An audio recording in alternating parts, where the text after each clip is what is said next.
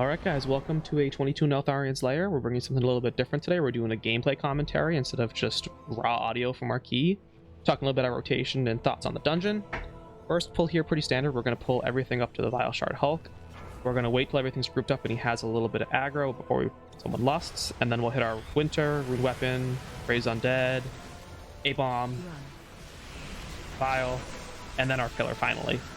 And then you can rewind if you want, but I popped 2 globals and then drop my D&D so that my last couple hits will be obliterates inside my D&D window, inside of my pillar window as well. I dragoned a couple globals before because I wanted to get some nice juicy obliterate cleaves at the end there. And then by the time all that's done, as you can see, the pack's pretty much dead. Me and the bear both pulling 500-600k DPS there. This is also the first key I've recorded with an Augmentation Evoker in it, so we'll talk about that a little bit later in the dungeon as well. This next pull, really not a lot going on. It's a really easy pull. I guess now's a good time to actually talk about how augmentation affects us in the dungeon, because this pull's mindless. But I mean, we really like having an augmentation, specifically a priest, because the augmentation gives us 3% crit with their prescience buff, plus PI inside of our pillar window. You get the fattest pillar windows if you play with a Shadow Priest and an Augmentation Evoker. So if you're trying to ride the meta and want to make your own keys, you just juice your damage with those two in the key, as well as just having tons of strength all the time for our pillar windows with Ebb and Might. You just do some crazy damage, as you saw in that first pull, obviously. You can see here healers. Our healer jumped down early here to start the RP for the boss, which is good because you really don't need to heal this pack at all. And once we get down there, the boss will just be ready for us to pull. Now we jump down here. Pro tip, don't have Path of Frost on right here at the beginning of the dungeon, because you'll just jump down and die. I've done that a couple times. And now here we are at Rockmora. So a couple tips for this boss. You'll see me do it quite a bit, but you want to get knocked back in the same direction as the tank, or better yet, just Death's Advance it. But if you don't have Death's Advance, get knocked back. This first one, I just Death's Advance it so you don't get knocked back at all. And I try to position myself in a way so that once the knockback goes out, I can just keep meleeing the boss and not having to move for Razor Shards, which I did there. I didn't do a good job there. I do later in the fight, though. But so you have 2 options there, like I said. Position yourself in Death's Advance, so when the tank gets knocked back, you don't have to move at all, and you can have 100% uptime on the boss. Or if you don't have Death's Advance, just position yourself so you get knocked back with the tank, sidestep a little bit for the Razor Shards. So, like I said, you try to keep as much uptime as you possibly can on this boss. The other thing here is you'll see me a lot of times swapping to the skitters. Those are obviously the priority on this fight. You're actually really good on this fight because you can D&D cleave the skitters and the boss. You even saw right there I popped a Naked Dragon because I wanted to get some big damage out on those 2 skitters. And then you'll see here, well, I was D&D cleaving, but our tank moved it sadly. Here we are positioning ourselves with Death's Advance so that we don't have to move when the tank gets knocked, and keeping up that 100% uptime. If you're not careful, you're just going to be getting knocked back and losing a ton of uptime on the boss. So really try to think about your positioning and you're utilizing your Death's Advances on this boss. Here we are D&D cleaving down some skitters. I'm pretty sure we didn't let a single skitter out on this boss, which at this high of a key is obviously priority. You saw pretty much half shots people with no skitters out, and this is a Fortified. So next week we'll see how hard this hurts. Again, here we're just continuing to cleave down the boss, nothing special going on here. We see another skitter come out, we death grip that in and start cleaving it, 'cause it's a little far away from us. Especially when there's 2 out, you really want to main target them. You should be for the most part. Here I've been doing a lot of cleave because they were dying very quickly on this dungeon. I guess me and the cat were just doing really good on killing these guys. Creature here, we actually just end up focusing down the boss. Our Dragon Breath of Eons right there. And we kill this boss before this next shatter gets out. Now moving into next area. Oh no, we got some RP first, sorry. We gotta ride down the barrels. This always reminds me of The Hobbit. I mean, I bet you Blizzard made it because of that too. What am I doing here? Turning on dynamic overall. I didn't have it on. Alright, now down into this area. I believe there's actually a couple kicks in this area, I think. There's really not many kicks. As you can see, there's no interrupts that we've done at all this entire dungeon so far. Very kick light dungeon. We skip a lot of trash right here because we killed the big guy at the beginning. We run it right into the drummer. Pretty much one of the only stops in this dungeon is stop him from drumming. And then we have every single cooldown up. So we're going to rip absolutely everything right here. We're going to pop a Remorseless Winter, or a... Ooh, that was our only death of this dungeon, I believe. I forgot that even happened. He must have started attacking before the tank did. But, I mean, even without him, this pack, his face melted off. We have an Aug Evoker, and I had all my cooldowns, so we're just obliterating everything with our Path of Frost up. Or Pillar of Frost, not Path of Frost. Ah, there's a kick right there. That was one of the first kicks of the dungeon, I think. Leave this stuff down, and then we move into the next pack, which has, I think this is our first Pelters. I learned this actually kind of recently. Don't melee the Pelters as they jump away. Just cleave them down. As you can see, I'm going to be primary targeting the Breaker this entire fight while cleaving them. Please watch out for avalanches. And don't stand with the tank here, because when he casts avalanche, he casts a frontal as well. So stand behind him. Drop your D&D and cleave. Death grip these guys in if they get knocked out by someone meleeing them. And just cleave down this whole group. Go simple. I think here I start trying to fish to get my pillar up for the next pull. Trying to stem as many frost strikes and obliterates as I can to get that ice cap reduction. Which I do, thankfully. Moving in here, this is a good time to point out my opener here. I'm waiting for my Remorseless Winter to get up. So that comes up, I slam that, I send my pillar, and then I'll press a Howling Blast and a Glacial Advance usually, and then drop my D&D. So that my last global inside of this pillar will be an Obliterate Cleave. I really want to point that out because that's something you can do to help maximize your damage. If you pop your D&D as your second or third global into your Pillar of Frost, it'll always guarantee that your last Obliterate will still be inside of your D&D and Pillar of Frost window to get like a juicy 350k Obliterate Cleave out on 2 targets. It's very easy to gimp your damage as a Frost Decay if you're not maximizing your pillar windows. So it's really important to be looking at those. Here I don't even pop Remorseless or anything. I probably should pop Remorseless. Probably have 20 seconds before the next pull, but I'm thinking ahead that we're going to have a big pull next, so I want to save all my cooldowns for that pull. We're going to have every single button up here, so should be big damage. What do we do? Yeah, we end up pulling this Hulk into this pack, which is pretty standard. And then we're slamming everything. A couple of Stonebolt casters here, which as you can see did half my health. So now is where we start kicking a little more, because a couple of these guys hurt. I ate an avalanche there, unfortunate. Instead of kicking, I Dragon to freeze them for a pseudo kick. Then I kicked that one. Oh, did I miss the kick? Oh no, I got the kick. Nice. And then we're just gripping and cleaving. I'm slamming a Death Strike right there, because you just saw my health go to absolute 0. Never underestimate the power of Death Strikes to help your healer and yourself. As you can see, I did another one right there. If your healer doesn't have to spend a global on you, it can save someone else. It helps them out a lot. And when you're getting chunked in bigger keys, your Death Strikes are going to be healing you for a lot of health. Like 40-50% of your health easily with your first Death Strike. Finishing off this guy, moving into the next pull. Trying to think what else is going on here. Not much. This key is actually pretty straightforward. Beginning of the season, it was a little scary because the bosses were slightly overtuned, but now they fixed those and it's really not bad at all. Here we go with our pillar, Remorseless Winter, Glacial Advance, D&D, and now we're just slamming our Obliterates and our Rhyme procs. I didn't dodge an avalanche because I was trying to greed my D&D window. Bad idea, especially when there's Pelters. You see me grip them back in there. Always be gripping them in so you can be cleaving them down equally, especially on this week. It's a bolstering week. Haven't mentioned that yet, but we really don't want to be bolstering anybody, so you want to be trying to single target one guy with a little bit of cleave on the others if they're lower. As you can see, these jagged discs going out, they hurt so hard, so you want to ideally kill those Pelters at the same time so that they don't get bolstered discs off, because those will just ravage your team,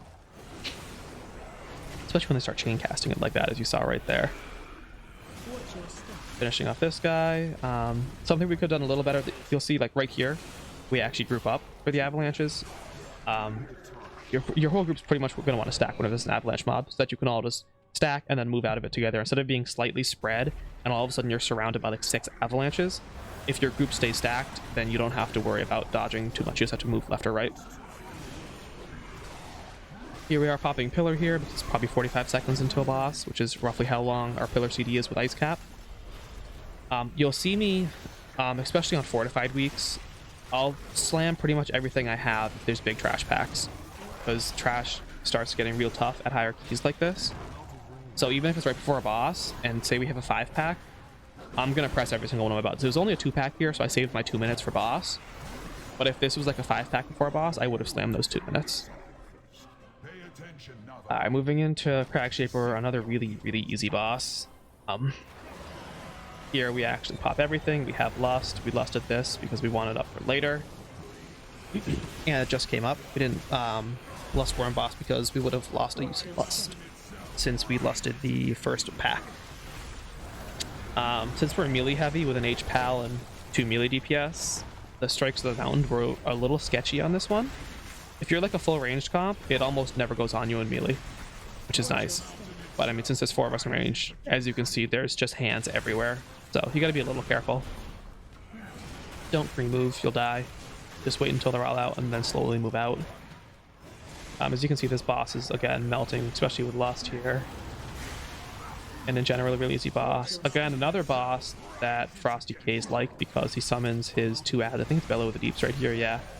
And then you can just D&D cleave these down with your Obliterates cleaving your D&D. Get some juicy, big Obliterate crits on both of these. I don't even know what just melted them right there, because that certainly wasn't me. We're watching our guy in the little shake and bake phase. Everyone ran to the exact same one, so clearly we all knew what we were doing for once. Easy phase, just cleave this down. There's not really anything you can do here as a Death Knight, like AMZ and AMS aren't really too useful. The Bellowing, that's physical damage.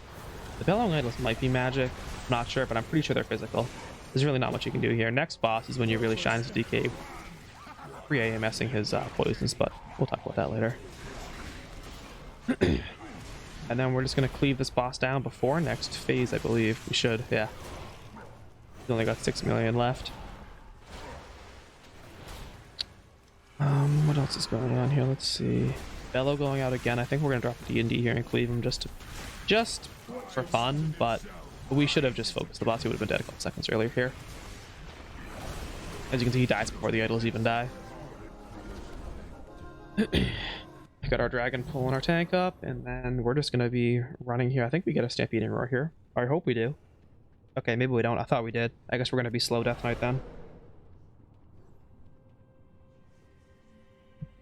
Pop all of our D&D, or all of our Death's Advanced movements here. Try to catch up. Me and the H-Pal, be in the wheelchair classes in the back here. Ah! There's our Stampeding Roar.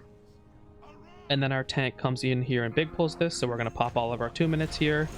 Try to slam some damage into these guys. Drop our D&D and just start cleaving. Picking stone bolts when we see them. Gripping in those Metamorphosis grubs and cleaving those down before they can transform. You can even, like I did right there, just stun them with your dragon. And before you know it, this pack's already dead. When you have every cooldown up, a big pack is just going to absolutely melt in front of your eyes. Frost is just so good at like 2 to 4 or 5 target cleave. It's absolutely crazy how much damage we do. It's sad that we aren't as meta as people think. We just do a lot of damage. We don't have as much utility as other classes do. Here I'm waiting to pop more Splinter until my pillar's up, as you can see. We want to sync those up as much as we can. And then we do that. Hit our pillar. 2 globals, and then D&D. And then we start cleaving. We actually lost a couple seconds there. I don't know what I was doing, but we lost a global or 2 inside of our pillar, so kind of scuffed our damage a little bit in this pull. Oh, I even clicked off on somebody else. What was that? Oh, such a bad pillar window right there. Wow. Watch out for these guys. Even if you grip them after they go underground, they'll still cast the bile. You have to stun them or blind them to get them to not cast it. So don't think you can just grip and rip it, because they will just spit on your back. This boss, again, another boss that you're quite useful on. You can, for one, which I just did right there, when you're seeing Toxic Wretch come out, pre-AMS it, you won't get the dot on you. That's going to help your healer out a lot. One less person to dispel. And then for ads here, You can't really D&D cleave them that much because they split and kind of go their separate ways, but you can see, as I do later, you can grip them to stop them from getting to boss. I don't think I ever did it here, but on Tarantica, we especially drop an AMZ if you're all grouped up during this phase, whenever Toxic Wretch is going out. Just help your healer out a little bit. I do it right here, actually. Yep, I do. Because we're all grouped up right in front of the boss. So, just a little less healing your healer has to do. Some nice, basically a group defensive for you. The one utility we have is a Death Knight besides Death Grip. An AMZ action. My cooldowns came up again, so I just ripped all of those together. Always try to keep your CDs synced. Sometimes you'll see me a little desynced with my 2 minutes and like my dragon or file, but try to keep them together. Let's call it a file, no file. Alright, we got ads coming out again. Remember, we can change them and grip them. I do that here. I grip this guy in because he was going for a quick jog, and then drop a chains on him. I'm cleaving this one down. Looks like the pally and the barrel were killing the other one. Again, grip him back here so the boss can't eat him. Keep your chains up, and then you'll have no problem with that. Back to boss we go. We have pillar up again, so we'll be slamming that. And just continuing to damage this guy down. We have Toxic Wretch in 3 seconds. I believe I AMS this one. Let's see. What? Oh no, he's did Spike Tongue. I didn't have to AMS it. I should. One thing to note, especially when you have a dragon in your group, if you're in a pug, it's kind of hard to, but try to line up all your pillars with their Ebon Mites, because it should be up for most of your pillars, and especially your 2 minutes if you can, especially with Breath of Eons, because that's a 2 minute as well. You want to line up your big burst windows with that, and as you saw earlier, packs will just absolutely melt. Here I tried to dragon to see if it would freeze them, but I forgot you can't actually stun them, so dragon didn't. We just got some nice AoE damage out on them. And then I realized that boss is pretty much dead. What am I doing? I should just go kill this boss. Because he was at like 9% when they came out. I should have just stayed on boss the whole time and he would have been dead a couple seconds earlier. But here we are. Boss dies anyway, so it's okay. Oh, a couple seconds later, let's see. This boss should have been dead 5-10 seconds ago if only I didn't go and kill ads. Sorry, heroes. Alright, moving into the last area, the hardest hitting mobs in this entire damn dungeon. These pelters and the scorpions, they just chain chuck rocks and they just slam your group. I have everything up here, so that's good for this big pull, especially because the one guy transforms into the big char guy. So we pop all cooldowns here. We have Presence on us, we have Ebon Might, so we're just slamming right now. Oh, I didn't actually have dragon because I used it at the end of the boss, but not as much damage. Oh, that's a big avalanche. So as you can see, we got chunked by that avalanche right there, and then I sent the Death Strike immediately to heal like 40% of my HP back up, so my healer didn't have to worry about me too much. We got this guy on us, hit some chains. I gotta rebind my chains because I put control on dead on 9, which is what I used to have chains on, or incorporeal. And now I need to rebind my chains to something because change is pretty useful in some scenarios and dungeons like that right there. Alright, and then now we're just cleaving these guys down. We really want to try to kill them evenly. Bolstering either of these guys too much, especially the Pelter in the next pack. It really, really hurts. You want to try to kill them as evenly as can. I mean, we even killed the Scorpion before the break right there, which was ideal. Because that Scorpion will be casting Frenzy, increasing their haste. We do have a bunch of guys with soothes here actually, so it didn't matter too much for this group, but if you don't have any soothes, it's a real problem. Pop our pillar right here. And that'd be 1 minute's up. I think I ended up saving my Vial and Dragon for the next pull, because they were like slightly desynced with the rest of my cooldowns, so I wanted to get those back up. And so we're just going to be leaving down here. Again, very good Frosty K mobs. You can just D&D and obliterate, cleave them. Kick that guy so he gets back in the group, and then we're just cleaving him down. There's the Frenzy. You could see it was immediately soothed. It wasn't even on him for a second before someone the soothed. That's how you know you have a good pug group going, when we have guys knowing to soothe that ASAP. And then just finishing this guy off here. We're even gonna have Lust come up in time. Boss, which is nice. 45 seconds. That's roughly how long the next pack should take. And then here, I think I just pop my Pillar and Remorseless Winter and save everything else for boss. At least I should. Okay, that is what I do. Good. There's our D&D, 2 globals in. And then just execute your Pillar window as usual. Frenzy going out, getting cleansed immediately. Dodging some of that's entangling. Jagged just getting out. Ouch. Death Strike. That hurts. As you can see, it's only a 22, it's not even bolstered, and you saw how much damage that guy just did to me. Being balanced whenever they come out, as you saw right there. I mean, you can see our total interrupts in the bottom right. I mean, it's underneath that, but that's nothing for a dungeon. There's really not many kicks at all in here. Alright, now we go into Dargro with every single button up, including Pots, Lust. Should be an easy 2-chest. We have 5.5 minutes to 2-chest it, so unless something catastrophic happens, I'm not going to spoil it for you. You'll see if we 2-chest it or not. Popping everything here. You could opt to save like for a second to use it on the Char for the Magma Sculptor when it comes out, but not really necessary. You can just cleave them down immediately at the end of your Pillar. You still have your Enduring Strength and your... What is it called? Bone Splitter? I don't remember. But you have both of your buffs up after Pillar, so he just dies pretty much immediately, especially with still having Lust up at the end there. Nothing to worry about. Here we are on this boss, just dropping crystals and just not standing on the tank, so they don't get cleaved by the landslide. That's pretty much it for this boss. Just try to drop your crystals on the left or on the right side over here, away from the tank, so he can just landslide away. As you can see, I almost ran into the tank right there, freaked out a little bit. Death's Advance ran away because I didn't want to get hit by that landslide. Don't do that. Never be near the tank on this boss. Magma Wave, so we'll come over here and just press Glacial Advances and Howling Blast. That's all we can do because we weren't in melee range. I was dumb and should have went over with the cat right there. I saw at the end he was in melee range on that one. Landslide going out, hanging around near these crystals to drop more and or spawn the Sculptor on them. We spawn the Sculptor right on it. Beautiful.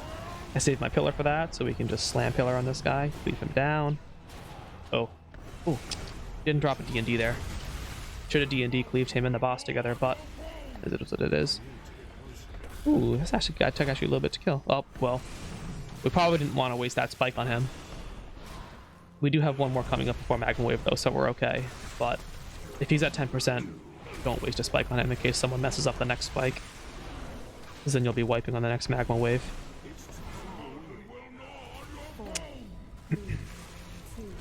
And now we're going to hide Magma Wave.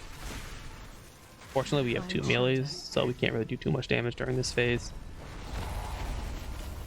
Our Evoker's just out here casting like eruptions and whatnot. And now it is the end. Boss dies. I don't even think we kill this next Sculptor. No, he dies before the Sculptor. And there we have it, a 2-chested Neltharion's Lair. So yeah, a little bit different video today, guys. Let me know what you think in the comments if you like this gameplay commentary. And leave a like and subscribe, and we'll see you in the next one.